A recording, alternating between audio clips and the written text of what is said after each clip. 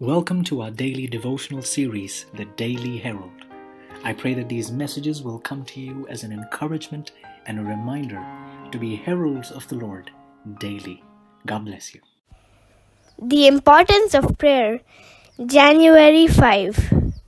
Daniel purposed in his heart that he would not defile himself with the portion of the king's delicacies, nor with the wine which he drank.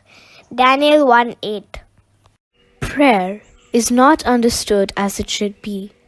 Our prayers are not to inform God of something He does not know.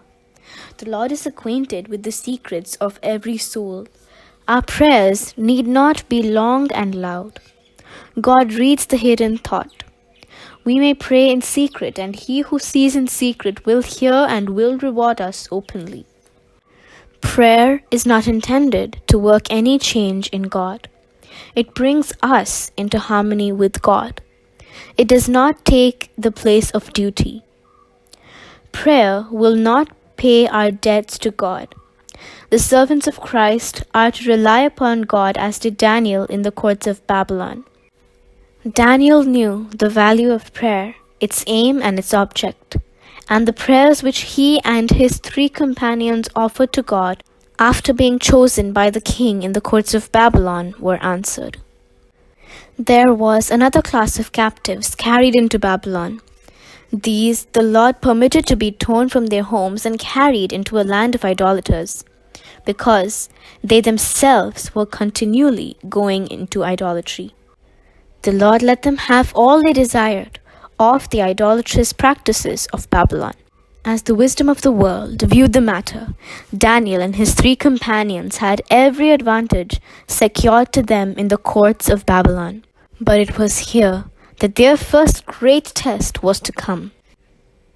Their principles were to come into collision with the regulations and appointments of the king.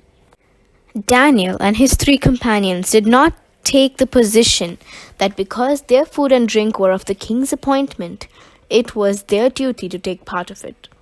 They prayed over the matter and studied the scriptures. Their education had been of such a character that they felt even in their captivity that God was their dependence. The appearance of Daniel and his companions was like what every youth should be. They were courteous, kind, respectful, possessing the grace of meekness and modesty.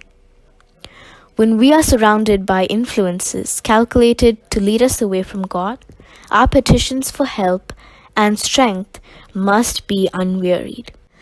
Unless this is so, we shall never be successful in breaking down pride and overcoming the power of temptation to sinful indulgences which keep us away from the Savior.